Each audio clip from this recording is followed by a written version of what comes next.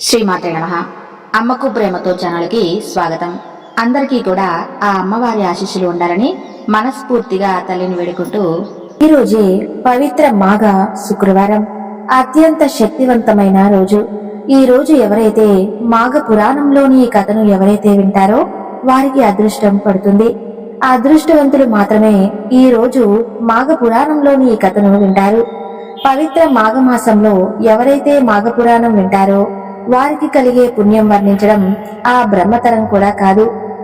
మాఘ పురాణంలోని ఈ కథను ఈ మాసంలో ఎవరైతే వింటారో వారి యొక్క పాపాలు మాత్రం గాలికి మేఘాలు విడిపోయినట్లుగా వారి పాపాలన్నీ పోయి మోక్షం కలుగుతుంది. మరి ఈ రోజు ఏ కథను వింటే మన జన్మ ధన్యమవుతుందో ఈ వీడియోలో తెలుసుకుందాం. మాఘ పురాణం ప్రకారం దత్తాత్రేయుడు కార్తవీర్యార్జునుడుకు ఈ విధంగా మాఘమాస మహత్యం గురించి వివరిస్తున్నాడు. చూడు భూపాల, భారత ఖండంలో ఉన్న పుణ్య నదులకు సమానమైన నదులు ప్రపంచంలో ఇంకెక్కడా లేవు. ఈ నదులలో ముఖ్యమైనవి 12. అందుచేతనే వీటికి పుష్కర ప్రవేశం కలుగుతున్నది. బృహస్పతి ఒక్కొక్క సంవత్సరం వరకు ఒక్కొక్క రాశి యందు ఉన్నప్పుడు ఆయా నదులకు పుష్కరాలు ప్రారంభమగును.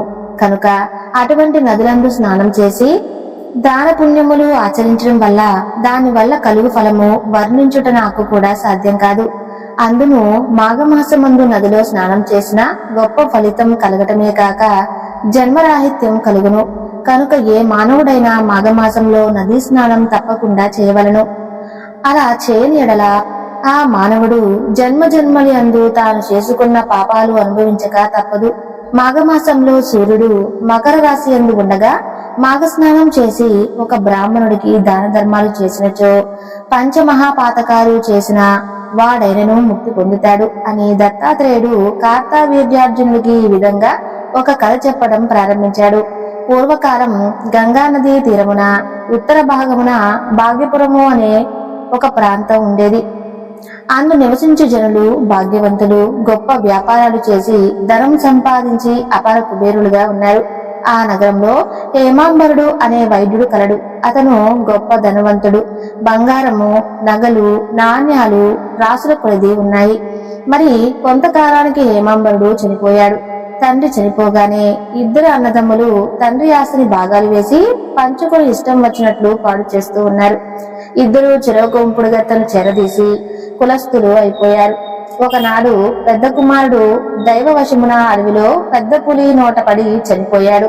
ఇక చిన్న కుమారుడు వేషతో ఉద్యావనంలో విహరించుచుండగా కర్మవశాత్తు త్రాచుపాము ఖర్చు వేయటంతో నోటి వెంట నొరుగుల కక్కుతూ అతను కూడా చనిపోయాడు. ఆ విధంగా హేమాంబరుడు కుమారులు ఇద్దరు చనిపోయారు. యమదూతలు వచ్చి వారిద్దరిని యమలోకానికి తీసుకుని వెళ్లారు. చిత్రగుప్తుడు వారి జాబితాలు చూసి పెద్దవారికి నరకంలో పడివేయండి అన్నాడు. ఇక రెండో వారిని స్వర్గంలోనికి పంపించమన్నాడు. అప్పుడు చిన్నవాడు చిత్రగుప్తుడితో ఇలా అన్నాడు: అయ్యా, మేమిద్దరం ఒకే తండ్రి బిడ్డలం. ఇద్దరము ఒకే విధంగానే పాపాలు చేసి ఉన్నాము. అయినా తనకి నరకం ఎలా, నాకు స్వర్గం ఎలా ప్రార్థించారు స్వామి అని అడిగాడు.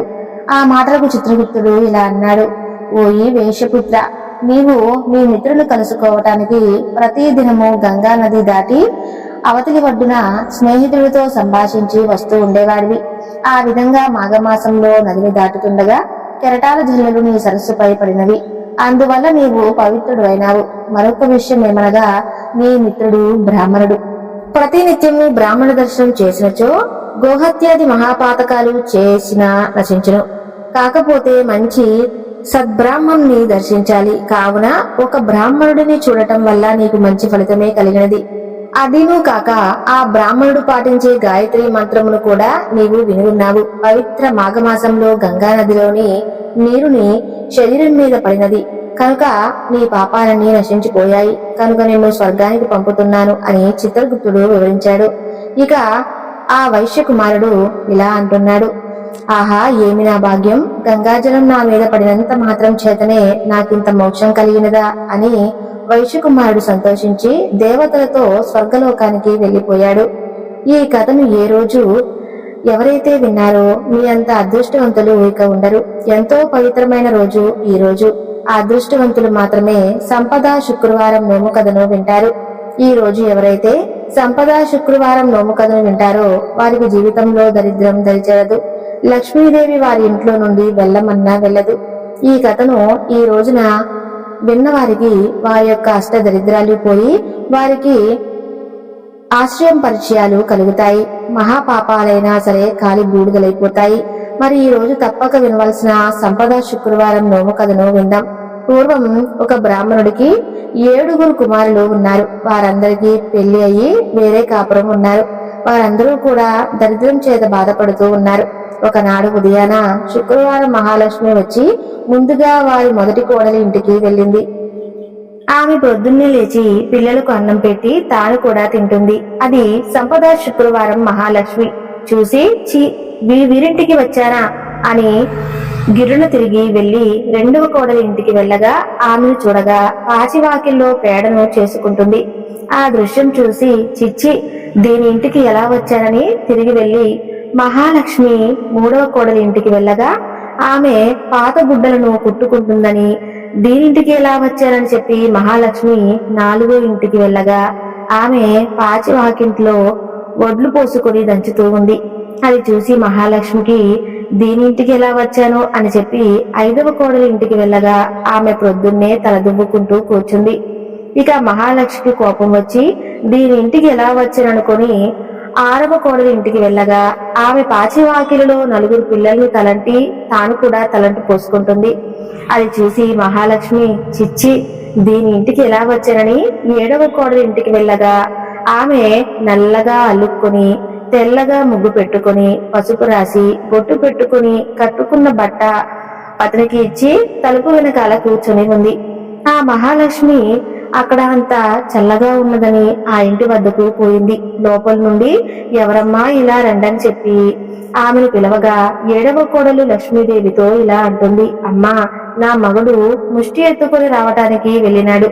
మాకు కట్టుకొనుటకు ఒకటే బట్ట, అందుచేత నా బట్ట ఆయనకి ఇచ్చి నేను తలుపు వెనకాల కూర్చుని ఉన్నాను అని చెప్పగా మహాలక్ష్మి అయితే ఇలా రమ్మా, కట్టుకోవడానికి బట్టలు ఇస్తానని చెప్పింది. అలా చెప్పి తను కట్టుకున్న బట్టలలో సగం చింపి ఆమెకిచ్చి అమ్మా, నాకు సోరుడి బియ్యం పెట్టి అన్నం వండి పెట్టమని చెప్పింది. అందుకు ఆ బ్రాహ్మణ స్త్రీ నా భర్త బయట అడుక్కొని రావటానికి పోయాడు, ఆయన వచ్చేదాకా ఇంట్లో బియ్యం ఉండవు అని చెప్పింది. అందుకు సంపద శుక్రవారం మహాలక్ష్మి ఇలా చెప్పింది. అలా కాదమ్మా, నీవు కోమటి ఇంటికి వెళ్లి మా ఇంటికి శుక్రవారం మహాలక్ష్మి వచ్చిందని చెప్పుము, వారు అన్ని ఇస్తారు అని చెప్పింది. ఆ ప్రకారం ఆమె కోమటి ఇంటికి వెళ్లి అడగగా వారు పప్పు, ఉప్పు, బెల్లము, బియ్యము మొదలైనవి ఇవ్వగా అవి పుచ్చుకొని తెలకల వారి ఇంటికి వెళ్లి అదే ప్రకారం చెప్పగా అతని నూనె తెలకపిండి ఇచ్చాడు. ఆమె పుచ్చుకొని కాంతర్ వారి ఇంటికి వెళ్ళగా అక్కడ కూడా మా ఇంటికి శుక్రవారం మహాలక్ష్మి వచ్చిందని చెప్పగా అతను గిన్నెలు, బిందెలు మొదలైనవి ఇచ్చాడు. తర్వాత ఆమె చాలా ఇంటికి వెళ్లి అదే ప్రకారం చెప్పగా అతను బాణుడు ఇచ్చాడు. అవన్నీ పట్టుకుని ఇంటికి వచ్చి ఆవకాయ పిండి వంటలు 4 కూరలు వండి మహాలక్ష్మికి భోజనం పెట్టింది. ఆ రోజు భర్తకు అందరూ ముష్టి పెట్టారు. అప్పుడు ఆ బ్రాహ్మణుడు ఎడమూట పెడమూట వేసుకుని మొయ్య లేకుండా ఇంటికి వచ్చాడు. ఇంటికి రాగానే భార్య వారికి భోజనం పెట్టింది. భోజనం చేసి బ్రాహ్మణుడు అవన్నీ ఎలా వచ్చాయని భార్యను అడిగాడు. అందుకు ఆమె ఇలా చెప్పింది. మన పాలిటి శుక్రవారం మహాలక్ష్మి వచ్చిందని చెప్పి అందరి దగ్గర తీసుకుని వచ్చారని చెప్పింది. అప్పుడు శుక్రవారము మహాలక్ష్మి వెళ్లి వస్తారని వారితో చెప్పింది. అందుకు ఆ దంపతులు రాత్రి దాకా ఉండి భోజనం చేసి పోదుగాని అని చెప్పి రాత్రి భోజనం పెట్టిన తర్వాత తిరిగి వెళ్తానని చెప్పాను. అందుకు బ్రాహ్మణుడి భార్య ఇప్పుడు చీకటి పడినది, రేపటి రోజున వెళ్ళవచ్చు అని చెప్పాను. ఇక శుక్రవారపు మహాలక్ష్మి ఆ రాత్రి అందరూ సుఖంగా నిద్రపోతూ ఉన్నారు. రాత్రి వేళ మహాలక్ష్మి లేచి అమ్మ కడుపు నొప్పిగా ఉందని చెప్పగా అందుకు ఆ బ్రాహ్మణుడి భార్య చీకటిగా ఉన్నది, వీధుల్లోకి వెళ్ళవద్దు, ఆ మూలన కూర్చోవటం మంచిది అని బ్రాహ్మణుడి భార్య చెప్పింది. అలా 4 జాములు 4 సార్లు లేచి మహాలక్ష్మి 4 మూలలా కూర్చుని మాయమైపోయింది. తెల్లవారిగానే బ్రాహ్మణుడు మరియు భార్య లేచరి. బ్రాహ్మణుడి భార్య చీపురు చేట ఇల్లుని బాగు చేయుడుగా పట్టుకొని ముందుకు పోగా నట్టింట అన్ని చోట్ల బంగారు కుప్పలు ఉన్నాయి. అందుకు ఆమె ఆశ్చర్యపడి మహా సంతోషంతో ఆ సంగతి భర్తతో చెప్పి పాల చేత కడిగి బంగారు కాసులు పళ్ళెంలో పెట్టుకుని, మన ఇంటికి శుక్రవారం మహాలక్ష్మి వచ్చింది కనుక ఈ భాగ్యం మనకు కలిగింది కాబట్టి శుక్రవారము నోము పట్టుకుని మనసులో సంకల్పం చేసుకుంది. అలాగా అనుకుని నట్టేట 4 మూలలా అలికి ముగ్గు పెట్టి తల దువ్వి బొట్టు పెట్టుకుని పసుపు రాసుకుని నీళ్లు పోసుకుని మహాలక్ష్మి పెట్టి నోము నోచుకుని కథ చెప్పి అక్షంతలు వేసుకుంది. ఈ నోమును 5 ఏళ్లు ప్రతి శుక్రవారము ఒంటిపూట భోజనం చేసి 5గురు ముత్తైదులకు తలంటి నీళ్లు పోసి 5 రవిక గుడ్డలు ఇచ్చి పిండి వంటలతో భోజనం పెట్టి దక్షిణ తాంబూలాలు ఇవ్వవలనని, కథలోపమైనా కూడా వ్రతలోపము కాకూడదు, భక్తి తప్పిన ఫలం తప్పదు. కాబట్టి ఈ కథను ఈ రోజు ఎవరైతే విన్నారో మీ అంత అదృష్టవంతులు ఇక ఉండరు. మీకు అష్టైశ్వర్యాలు కలుగుతాయి. శుక్రవారపు మహాలక్ష్మీదేవి నుంచి మీకు సకల సంపదలు కలిగిస్తుంది. మీ కష్టాలన్నీ పోగొడుతుంది. ఈ రోజు అదృష్టం ఉన్నవారు మాత్రమే ఈ కథను వింటారు.